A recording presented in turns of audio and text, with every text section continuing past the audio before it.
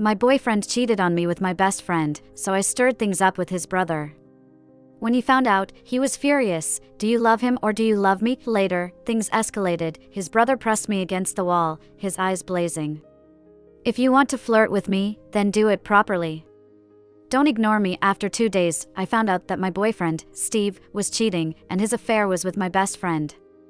I immediately dragged his brother, Gray, to a hotel and booked the room next door to theirs. Gray stood at the door, not entering, and said with a smile, "Things are progressing quite quickly, isn't it bad?" Ignoring him, I stood by the wall, and the sounds from the next room became painfully loud in the quiet surroundings. Why did we choose such a cheap hotel room? The noise from the next room was too loud, and the visuals were too vivid. I felt my anger rising. Holding my breath, I took up my phone and dialed a number. The phone rang, and the sounds from the next room gradually stopped. Then the call was answered. "Hello, Helen?" I tried to stay calm. "Where are you?" His voice slightly breathless. "I'm out for dinner with my roommate. Do you want me to bring you something to eat?" "No, finish your meal and come back to the dorm early." "Okay, you get some rest too." I hung up the phone, and the noises from the next room resumed. He didn't waste even a minute. I felt like a joke, holding on to a flicker of hope that I might be mistaken before he picked up the phone. But at that moment, listening to his voice, I knew it was over. The promises we made, the vows of eternal love during our romance, now seemed painfully ironic. Tears streamed down my face uncontrollably. Choking back tears, I asked, "When did they get together?" "Don't tell me you didn't know." From his casual tone on the phone, it seemed like he was completely at ease with his roommates.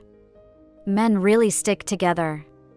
Gray stood by the door and calmly replied, 2 months ago. I had been in the dark like a fool for so long. I looked up at Gray, leaning against the door, and asked, "Did you agree to be with me just now? Is it real or fake?" Just a moment ago, furious and ready to catch them in the act, Gray stopped me. He lazily leaned against the car, playing with the car keys in his hand, and said, "If you go in and scold them or even beat them up, will it make you feel better?" I wiped away my tears. It felt quite unfair to just scold that pair of cheaters and let them off easily. I thought for a moment, then looked at the guy in front of me. "Do you have a girlfriend?" "No." "Well, what do you think of me then?" He hesitated for a moment, but then smiled. "I think you're pretty great." Standing up straight, he asked, "He went after your best friend, so you want to go after me? Is that okay?" "Okay," he agreed so readily that it surprised me. I didn't know Gray very well, but he was famous, the handsome star of the sports college, good at basketball, good-looking, and wealthy. Most importantly, Steve had mentioned him to me more than once, calling him a show-off. Even though Steve had a disdainful expression at the time, he couldn't hide his envy and jealousy in his words. If I were with Gray, I could already imagine Steve's furious reaction when he found out. So, I took him and booked this room together. Lost in these thoughts, I asked, "Is it real or fake?"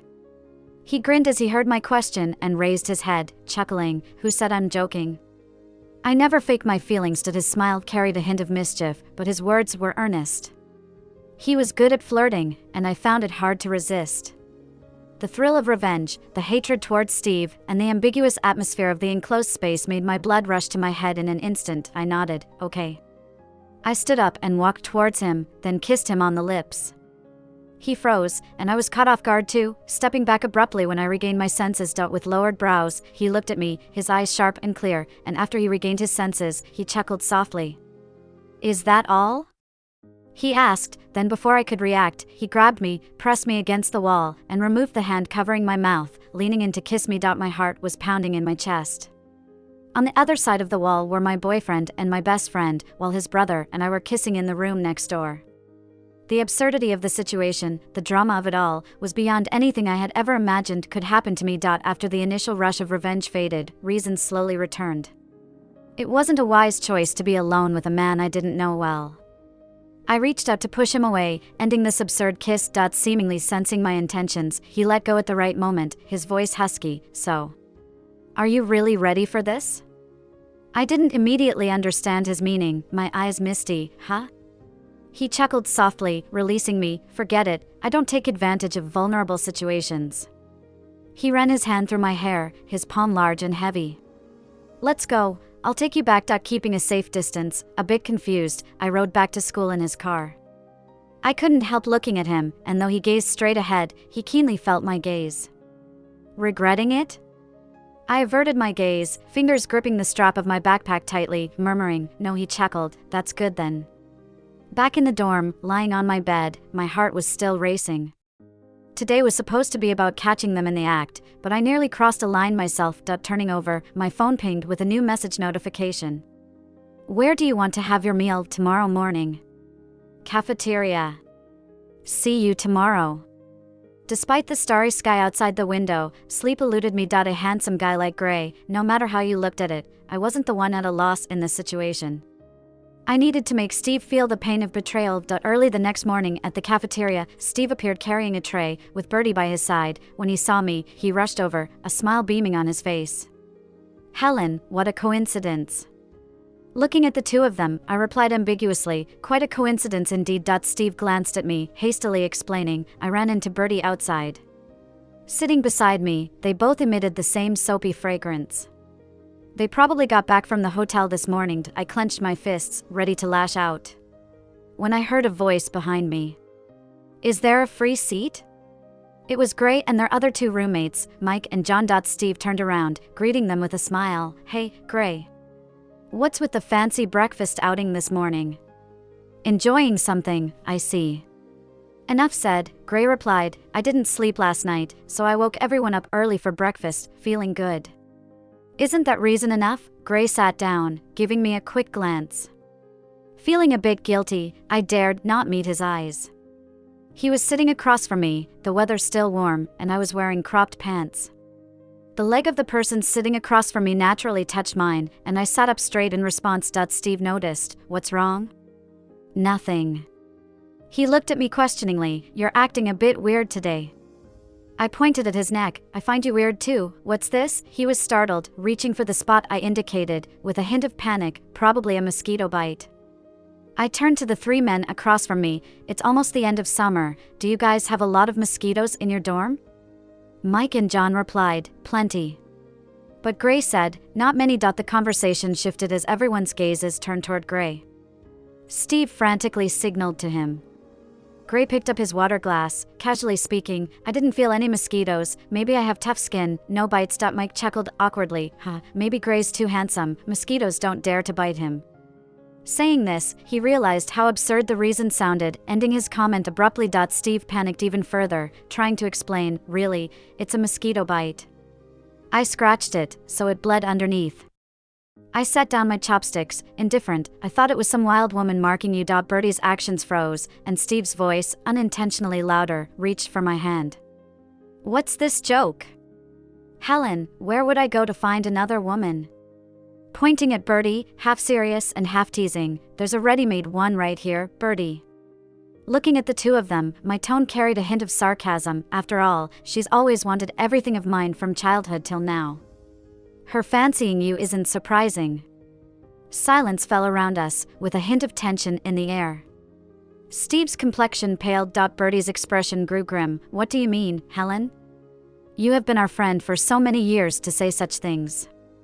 Glancing at Steve, with a bit of amusement on my face, "Was it really a mosquito bite?" He swore. "It really was. You know how sensitive I am to itching, so I kept scratching, causing it to bleed underneath." I nodded. "I see, then scratch another one for me to see?"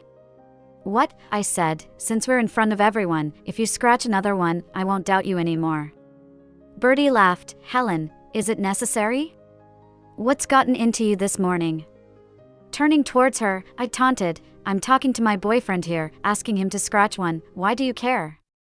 Steve hurriedly stood up. "Let's not argue, let's not spoil the mood.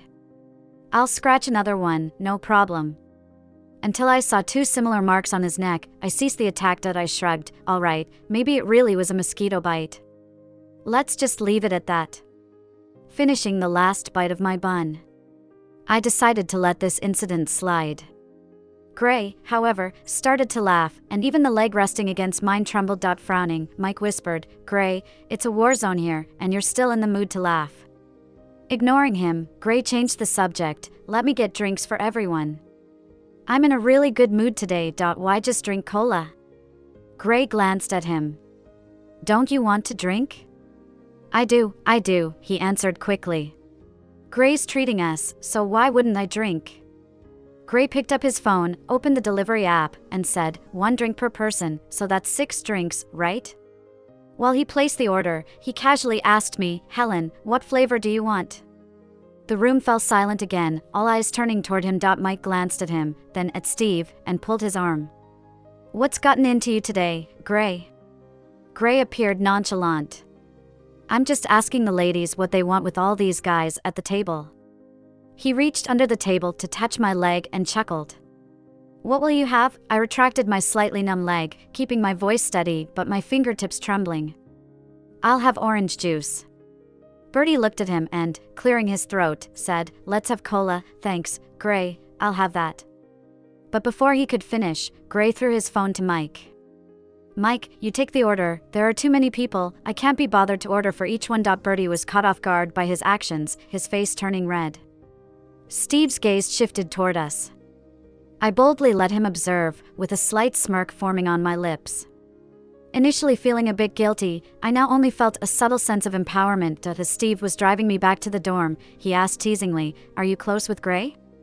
Not really, I replied. Then why did he order cola just for you and not for anyone else? What about others, like Bertie? He clearly didn't want to bring up Bertie in front of me. Maybe he dislikes her, who knows if she's done something unsavory that Gray found out about. I looked at him meaningfully. You share a dorm with them. Don't you know why? Steve avoided my gaze. How would I know? My relationship with him isn't that close. I inwardly scoffed at his response, knowing that he probably knew more than anyone. Perhaps suspecting that I had figured something out, the misbehaving couple became more discreet. It wasn't until the weekend basketball game that Steve called me to cheer for them. The basketball court was bustling with activity, the sound of bouncing balls and squeaking shoes filled the air, and the scent of hormones lingered everywhere. Amidst the excitement, I watched the central figure, Gray, with his sturdy and muscular figure. His well-defined muscles pumped up from the exercise, and even from a distance, I felt his gaze on me. Soon, he and Steve came to the sidelines. Amidst the cheering, Steve looped his arm around mine, displaying a sense of pride. Gray's here to charm the crowd today, but it's a shame he doesn't have someone cheering for him. Gray glanced at me. You've brought me one, haven't you? My heart skipped a beat. This man never failed to surprise with his audacious remarks. Steve was taken aback, his expression sour, but he didn't lose his temper. Don't joke around, my girlfriend is here to cheer for me. If she cheers for you, who will cheer for me? Gray glanced at him and then looked behind him. Don't you have someone else back there? They turned around to see Bertie approaching. I could feel the tension in the air as everyone stiffened. In that tense moment, Gray joked lightly, It's just cheering, I'm not stealing your girlfriend. Having your girlfriend cheer for me won't cost you anything. Mike chimed in, trying to ease the tension. Gray, what are you saying? If you want a girl to cheer for you, you can have plenty of choices. Helen isn't the only one. He then glanced at Steve. Gray's just joking, don't you know him? He's never had a girlfriend in college, maintaining his purity. Don't think too much about it. Never had a girlfriend in college? I couldn't help but look at him, finding it hard to believe given his appearance. Gray lazily draped his arm around the basketball, looking at Mike. If you can talk, then say something more. Mike responded, Gray, you're really smooth today. Steve's expression lightened a bit. Gray sure loves joking around. Gray remained silent, smiling as he bounced the basketball in his hand, revealing a hint of red on his neck. Steve was surprised. Where did you get that, Gray? Helen also has one. I saw the red string and my mind went blank. It was a charm I had gotten from a temple a few years ago, now missing for the past few days. Steve's gaze shifted to my neck, which was now empty. His face darkened, and he suddenly grabbed my hand, his voice turning cold, no longer showing any signs of a smile. Helen, where's your red string? His voice was loud, drawing attention from the surrounding players. I quickly composed myself. I didn't bring it today, I left it in the dorm. Steve clearly didn't believe me and turned to Gray. Is it just a coincidence? I furrowed my brows and took charge of the situation. It's just a red string. You gave Bertie a necklace before. Didn't you? That's quite a coincidence too, isn't it? He fell silent for a few minutes, not saying a word. Mike, sensing the tension, urged Gray, explain, Gray. Where did you get this red string? Gray touched the red string on his neck, chuckled, and said, oh, this? It was a gift from my girlfriend. His words immediately caught everyone's attention. Steve was surprised. You have a girlfriend? Mike added, Gray finally got into a relationship by graduation. It's a cause for celebration. When are you going to introduce her to us? Under the watchful eyes of Steve, I turned away, only to hear Gray say slowly, there will be a chance. When the time comes, I'll introduce her to you. As Steve was still skeptical, he refrained from escalating the situation. The game commenced, and Gray played with an energy that seemed to overpower the opponents. As our team took a significant lead, Mike cheered the loudest during the game. We won, and at the end, Gray took off his shirt with a single hand, revealing his ABS. The cheers from the audience grew louder, with girls nearby even calling him a heartthrob. With his gaze lowered, his dark eyes met mine, as if he wanted to say something. Amidst the cheers, I was exhilarated, taking a step forward involuntarily. Suddenly, a figure stood in front of me. I'm right here, and you're looking at other guys. Am I not good looking enough? Steve blocked my view, making me shift my gaze away. In the past, I would have immediately reassured him. But this time, I simply nodded. He does indeed look good, very handsome, and has a great body. Surprised by my response, his face fell, visibly irritated as he asked, Helen, what's gotten into you these days? You're acting so differently. Feeling the pressure, I furrowed my brows. Can't you stop being unreasonable? Your sensitivity is stressing me out. Isn't it normal to look at other guys sometimes? Everyone has a desire to look good, and I haven't crossed any lines. He was momentarily speechless as my words echoed his own. When I suspected him and Bertie in the past, he responded similarly, claiming my sensitivity. Now, I mirrored his words back to him, causing him to cycle through different expressions, eventually falling into confusion. As I watched him silently struggle, twist, and doubt himself, I couldn't help but revel in my satisfaction. With the game over, I paid no attention to him and started walking back, only to hear Gray's voice behind me reminding me of the evening celebration. Turning back, I responded with a smile, sure thing. Steve's expression grew even more sour. Isn't it too early for that? I'd love to see him in pain and distress once he knows the truth. It's the most satisfying way to get back at a scumbag. Arriving late at the celebration, I bumped into Gray in the KTV corridor. He looked at me as I approached, smiling. Do you think we're just meant to be? Running into each other like this? I sighed and reached out my hand. Enough with the teasing, give me back my lucky charm before I spill the beans. He listened, his smile fading, his gaze fixed on mine. Are you afraid of him finding out about us? I hesitated. Not really, just not now. He looked at me deeply, sighing as he untied the red string from his neck. There was a faint hint of peppermint on him, a pleasant fragrance that enveloped me, as if he was embracing me, his breath on my neck. He placed the lucky charm around my neck, and just before I thought he would let go, he pulled me closer, speaking softly, Helen, if you're going to flirt with me, at least do it properly. Don't ignore me. After a couple of days. With his lips near my ear, I sensed a hint of plaintiveness in his voice. You ask me for the symbol of our love back, and then go back to him. Am I just a pawn in your revenge plot against him? My face was burning with embarrassment. I'm not planning to get back together with him. He chuckled at my response, a sound of genuine amusement. That's good then, just as we agreed upon. He raised his voice slowly, treat me well. It was a challenge I couldn't resist. My face turned crimson, and I turned away involuntarily. To my surprise, just as I turned my head, a meter away at the restroom entrance, stood Mike washing his hands. The running water was loud, and his eyes widened in disbelief as he watched us. Startled, I pushed Gray away, feeling the urge to disappear from sight. Gray remained calm. Why are you staring like that? Turn off the faucet and save water. Mike turned off the tap, and his speech started to stutter. Who is he cursing at? Mike was at a loss. So, my new sister-in-law is actually my old sister-in-law? Gray chuckled at his words, still scolding him, but in a pleasant tone. What nonsense are you talking about? A brother's girlfriend is called sister-in-law. They really give face to each other. I was curious and asked him, do you also call Bertie's sister-in-law? Mike froze. You know too? I raised an eyebrow and stared at him. He continued talking to himself. What a sin, what a sin, these 4 people could form a table of mahjong. As Mike walked back, he looked at both of us. Gray, Helen. Can you pretend you didn't see anything? Gray was pleased with his address, but his tone was unforgiving. No. Mike wailed, people who know too much from TV dramas don't end up well. At that time, I didn't know what Mike meant by don't end up well. It was only when I entered the private room. As soon as I entered the private room, Steve approached warmly and saw the red string on my neck. He smiled reassuringly. You deliberately brought this to show me. I knew Helen cares about me. He examined it curiously, but it looks quite similar to Gray's. His smile froze suddenly, and all eyes turned to Gray, who had nothing on his neck.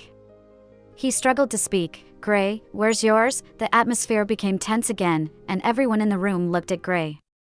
With a hint of impatience, Gray raised his eyebrows slightly. Are you kidding me?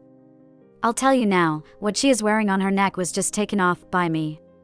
His tone was so strong that no one in the room, except Steve, doubted him. Even the teammates who witnessed the red string incident in the morning were advising Steve, it's not necessary, it's just a red thread that you said this morning. Gray took it off immediately in the evening. It's obviously to take care of your emotions. You're going too far. This makes Helen and Gray look bad. They are brothers, don't make it too awkward. I remained silent. Gray frowned, and Mike's eyes widened the whole time. Steve was starting to doubt himself, muttering, am I overthinking? Gray asserted, yes, you are overthinking, just ask Mike. Upon hearing this, Mike's eyes widened in disbelief as he looked at Gray. Steve hesitated and asked, Mike, we share a room, we have a good relationship, did I overthink this today? I think I'm going crazy. Everyone looked at Mike again. Mike said, I'm about to go crazy, I know I can't escape the death law of TV dramas. People urged, Mike, hurry up, we're all waiting. Mike swallowed, avoiding eye contact, and finally spoke after a long pause. Steve, you did overthink it. Steve hesitantly asked, is it my fault? Mike replied, yes, don't overthink it, relax. There was a barrage of advice, and finally, Steve came to apologize to me. He took my hand and made me sit down, eagerly offering me fruits. Sorry, Helen, I was too nervous, I didn't doubt you guys, forgive me this time. I ignored him, took the fruit he handed over, and looked around. Why haven't I seen Bertie? Did she not come? Steve was taken aback. We were celebrating, we forgot to call her. Besides, you were always jealous of her, no one dared to call her because of you. I laughed and looked at him. Really? He swore, of course. Then he hugged me and whispered, Helen, let's not be mad at each other. Let's be good from now on, all right? I didn't say a word, just sat there while Gray in the shadow was looking at me with a meaningful look. Someone shouted, Steve, don't be clingy, let's play poker. Steve let go of me and said, coming. After playing 2 rounds of poker, Steve's phone on the table started ringing. From a distance, I could see the name Bertie flashing on the screen. Steve picked it up, glanced at me, and then hung up. Why didn't you answer it? Sales calls, bothersome. But soon his phone rang non-stop. He hesitated for a moment and then stood up, telling the people at the table, I'll be back soon, just need to handle something. He came over to shake my hand. I'll be back soon, rest for a while. Some at the table said, rest? What's there to rest for? You leave and let Helen play a few rounds. Steve asked me, do you want to play? I nodded, sure. I remembered there were also times when he urgently left in the middle of eating or playing games. I didn't pay much attention then. Thinking back now, it was probably Bertie's way of asserting herself. She enjoyed this power of one phone call that made people leave abruptly, showing her control slowly, for me to find out. My mood plummeted suddenly. Without playing a few rounds, I lost all of Steve's money. I pushed my cards away, refusing to play anymore. When I left, Gray followed suit. We sat in a corner, and I couldn't help but look at him. You were winning all this time, why did you leave? He looked up with clear eyes. Winning too much becomes meaningless. Winning money is not interesting anymore. I wondered what was on his mind. I had bad luck today, kept losing. I remained silent. Indeed, my mind was elsewhere. My boyfriend was with another woman. How could I play ball here without any resentment? Seeing me silent, he shook the cup in his hand. It's okay, you can play something else, and win it steadily. I was surprised. There was another game? What game? His eyes held some ambiguous emotions, but his expression was serious. Playing games will make you lose, playing me you'll win. Want to try? Our eyes met, my face blushed, and I looked away.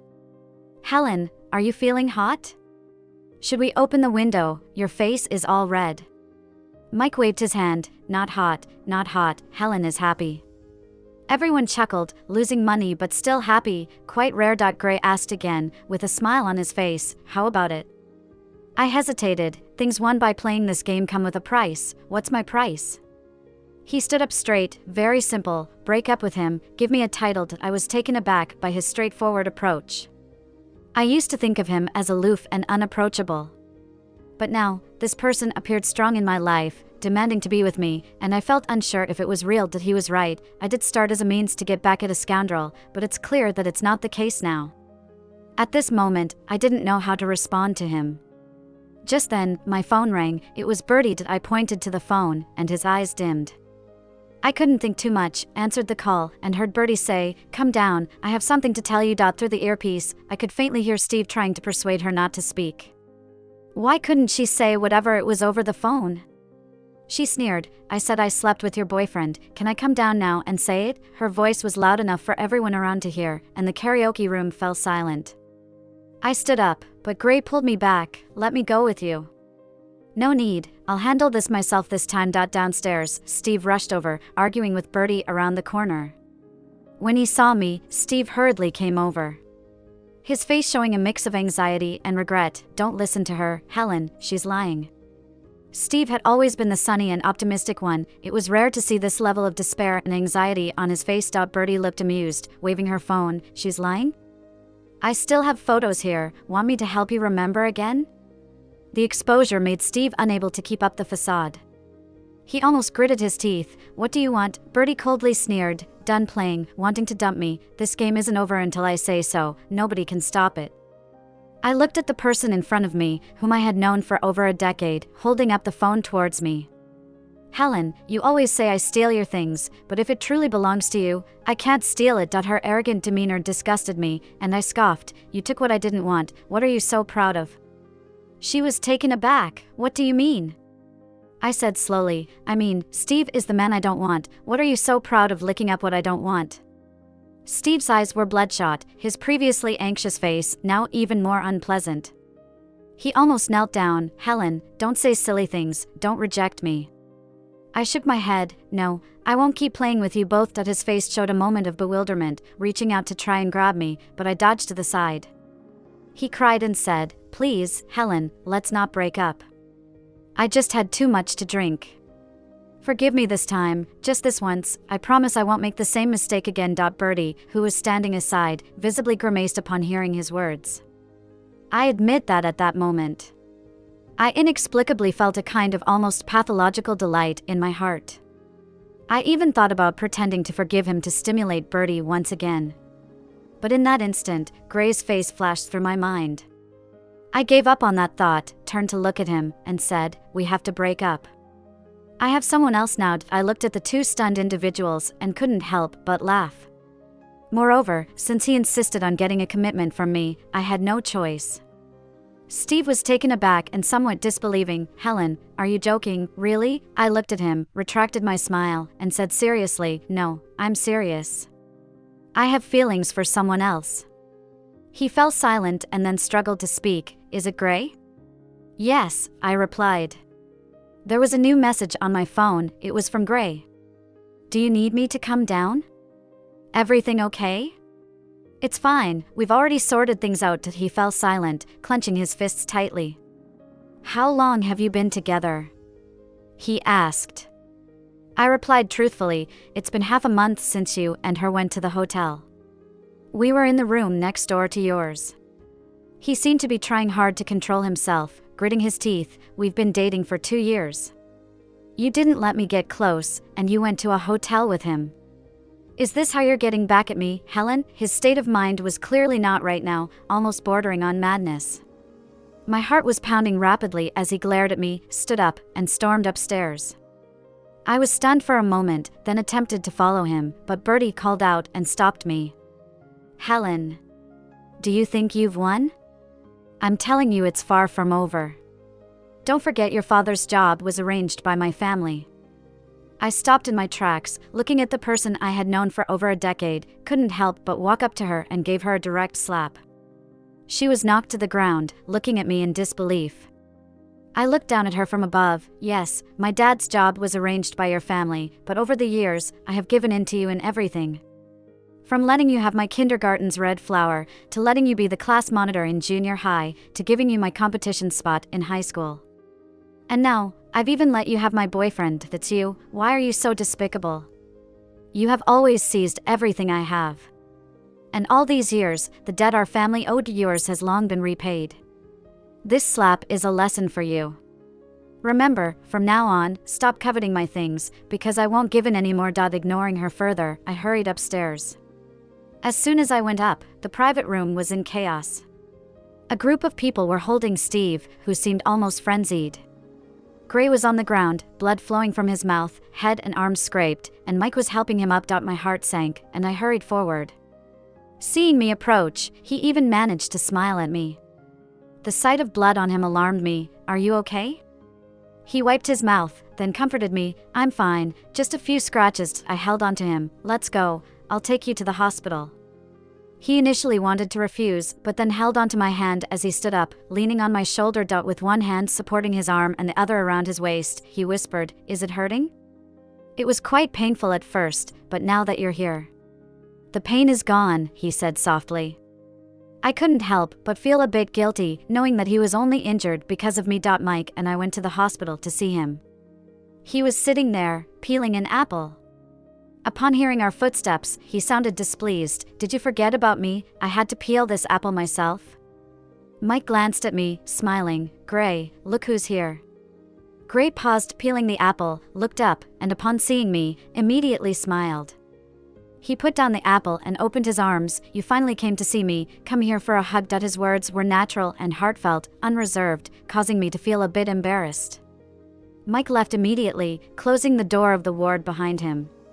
Seeing the bandages on Gray's head and bruises on his face, I couldn't bring myself to refuse him, so I walked up to him and hugged him, patting his back gently. Does it hurt? His voice was low. It did hurt before, but now that you're here, it doesn't hurt anymore. He put his arms around my waist, and the worried expression on his face disappeared, replaced by a cheerful smile. Excitedly, he hugged me tightly. I finally won you over, even after taking a hit. I will have my day. I covered his mouth. Lower your voice, don't embarrass yourself. He said confidently, What's embarrassing? I wish the whole world knew about it. I blushed involuntarily. After I started dating Gray, there were inevitably some rumors circulating around, especially since he was Steve's roommate. But Gray appeared unbothered, cheerful every day. However, on one occasion when we were out for dinner, a former teammate from their sports team at the adjacent table drunkenly came over to complain. Gray, what you are doing is a bit underhanded. How do you think this would make Steve feel? Gray raised his chopsticks, about to speak, but I cut him off directly. I sternly said, How he feels? He should be on his knees begging me. This logic made me extremely uncomfortable. I find it strange. When Steve was two-timing, I didn't hear you call him underhanded then. You even helped cover it up. Why are you suddenly playing the upright gentleman now? I shut down the person and they left in confusion. Those at our table were dumbfounded, only Gray smiled and pinched my cheek. You're quite fierce, Helen. I might have to rely on you for protection in the future. Gray acted as if he depended on me for protection, but no one dared gossip in front of me after that incident. Everyone who knew me, regardless of the nature of our relationship, respected me. Steve kept his distance, and as for Bertie, she managed to get Gray's message from somewhere. It became a joke to Gray, who showed me the screenshot, perky and proud. Baby, look at this. The screenshot was of a conversation. Gray, are you asleep? Why do you care if I'm asleep or not? Mind your own business. After saying this, he deleted them as friends. I found it amusing and sent him a thumbs up emoji. Gray was not satisfied with my reaction. Is that all? I sighed. What do you want? I want a hug from you, that's how I can sleep. But I'm working overtime now. In my final year, I started my internship and moved out. I was busy all the time, and it left me with no time to be with him. Gray was one of those clingy people who always wanted to be together. This led to the following conversation often occurring. Gray, have you forgotten that you have a boyfriend like me? You haven't contacted me in 2 days. I found it amusing. Do I need to contact you every day? Isn't dating supposed to be like this? Talk occasionally, don't do it every day, or it's like working. You heard this and were horrified. What do you mean? Are you tired of me? I laughed. I'm joking. It's just something I saw online. 5 He listened in silence for a long time, then said very seriously, I still feel insecure. Why don't we get married? I was stunned. It was too sudden. Of course, we didn't get married, but meeting the parents became a priority. I was nervous when we went to see Gray's family. I heard that his family was a big one, and I was afraid his parents wouldn't like me. He reassured me, it's okay, my parents listen to my grandpa, and my grandpa listens to me. I like you, so everyone will like you too. Before entering the house, I didn't understand what he meant by that until I met his grandpa. Throughout the meeting, his grandpa kept saying, if my grandson likes it, buy it. If my grandson likes it, then get married sooner. All I could hear in my head was grandson, grandson, grandson. Fortunately, his parents are very decent people, and it was comfortable getting along with them. In short, it was a very pleasant meeting. On the way back to school, holding Gray's hand, I couldn't help but sigh. If only I had met you earlier, I wouldn't have missed out on so many years. He laughed. You did meet me earlier. He smiled and told me a story. At the beginning of our freshman year, I saw you for the first time. You were running in a hurry towards the school gate, and you dropped your student ID, which I picked up. I was surprised, but wasn't it Steve who found it? He snorted. It was me. I went back to the dorm and said I found a girl's student ID. I really liked this girl, but it was the beginning of the school year and I had to go to the neighboring city for a competition, so I planned to return it to you when I got back and officially proceed. He was really upset, but within a week of my return, you were already with Steve, who took my student ID from my drawer. Turns out, there was this incident too. No wonder that day he told Steve he was just taking back his own thing. Indeed, I did run in a hurry that day. It turns out that was the day we first met.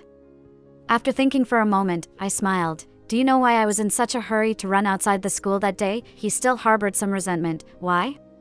I reached out and took off the peace symbol around my neck, standing on tiptoes. He lowered his head and hugged my waist, and I put it back around his neck. His eyes softened. My token of love has returned. I embraced him. That day, I went to ask for this peace symbol. See, the gears of destiny kept turning, allowing us to meet and love each other. His eyes filled with tenderness, gently kissing the peace symbol, as if returning to that night.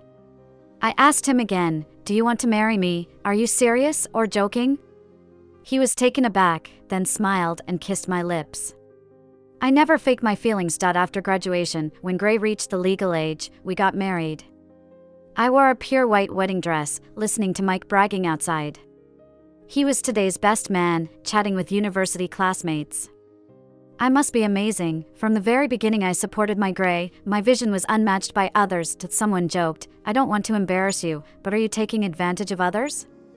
At the end of every month, when you run out of money, isn't it Gray who supports you?